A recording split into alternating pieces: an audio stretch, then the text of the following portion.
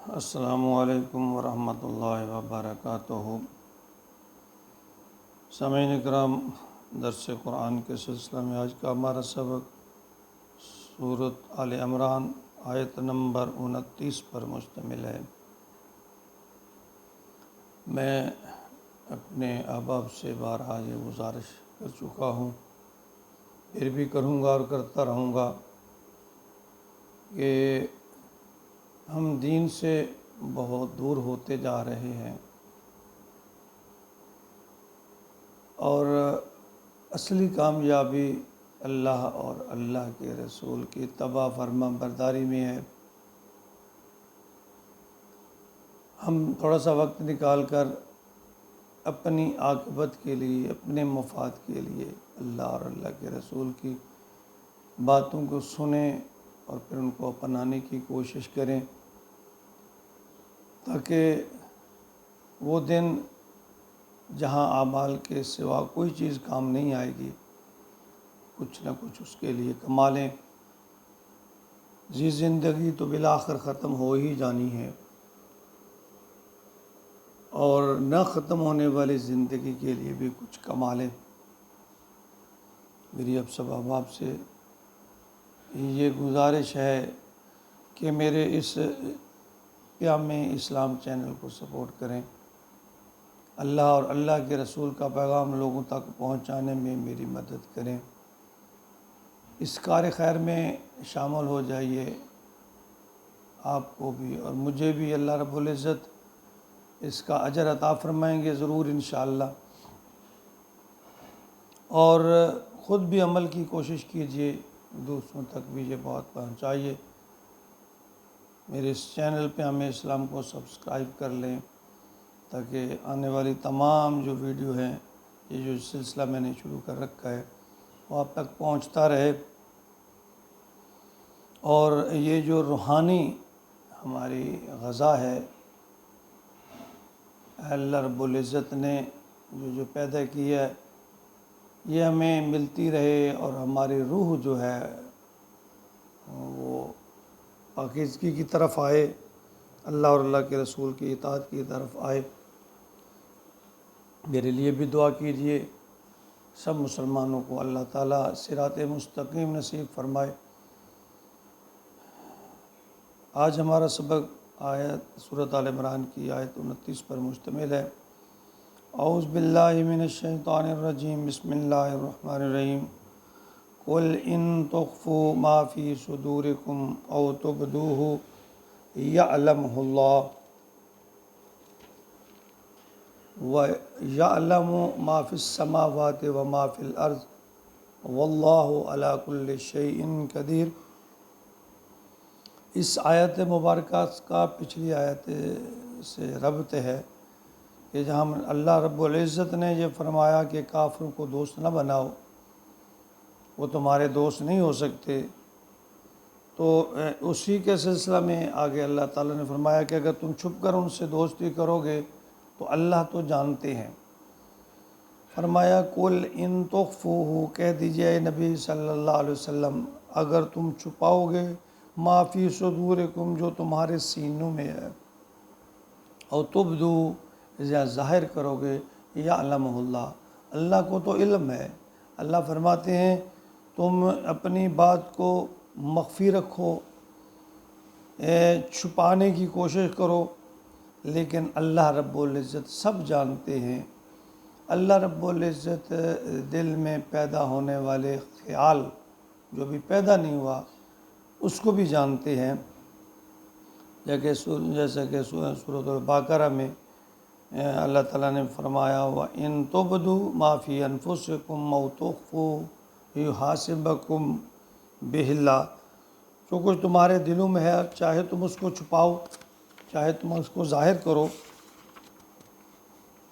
اللہ تو اس کا حساب لے کر رہے گا۔ تو کفار کے ساتھ یہاں چھپ کر دوستی کرنے سے بھی اللہ تعالیٰ نے منع فرمایا، اور اس کے ساتھ ساتھ اللہ رب العزت نے ہر برے کام، بری نیت، اس سے بچنے کی بھی ترغیب دی ہے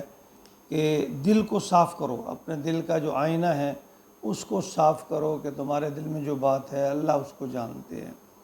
یہ نہیں ہے کہ اللہ کے علم میں نہیں ہے تم اس کو چھپا سکو گے۔ وَيَعْلَمُ مَا فِي السَّمَاوَاتِ وَمَا فِي الْأَرْضِ، اللہ تو وہ ہے جو کچھ آسمانوں میں ہے زمین میں سب کچھ جاننے والا۔ اللہ فرماتے ہیں سمندر کی تہہ میں، آسمانوں پہ، زمین پہ، صحراؤں میں، ریت کے ذراؤں میں، سمندر کی تہہ میں، ہر جگہ کوئی چیز مجھ سے مخفی نہیں ہے۔ کیوں کہ ہر چیز کو پیدا کرنے والے اللہ ہیں، جو جس چیز کو بنانے والا ہے اس کے بارے میں سب کچھ جانتا ہے۔ اللہ فرماتے ہیں اپنے دل کے آئینے کو صاف کرو، ایمان کے لیے بھی، لوگوں کے لیے بھی، اپنے لیے بھی، کہ تم کوئی برائی کرتے ہو اللہ اس کو جانتا ہے، تم کو اچھا کام کرتے ہو۔ قیامت کے دن انسان حیران اور پریشان ہوگا کہ اللہ فرماتے ہیں کہ کوئی چھوٹی سے چھوٹی چیز بھی اللہ نے جو ہے لکھے بغیر نہیں چھوڑی، انسان پر دیکھے گا، حیران ہوگا کہ چھوٹی سے چھوٹا عمل بھی جو ہے وہ اللہ تعالیٰ نے اس کے نامہ اعمال میں لکھنے سے نہیں رہ گیا، وہ سب ظاہر ہو جائے گا۔ وَمَن مِثْقَالَ ذَرَّةٍ شَرًّا يَرَىٰ وَمَن مِثْقَالَ ذَرَّةٍ خَيْرًا يَرَىٰ، خیر کا ہے یا شر کا ہے، جو بھی اچھائی ہے یا برائی ہے، ذرہ کے برابر ہے، ریت کے ذرہ کے برابر، اس سے بھی چھوٹی، اللہ تعالیٰ سب کو ظاہر کر دیں گے۔ اللہ علی کل شیء قدیر، کیونکہ اللہ ہر چیز پر قادر ہے۔ ہم بظاہر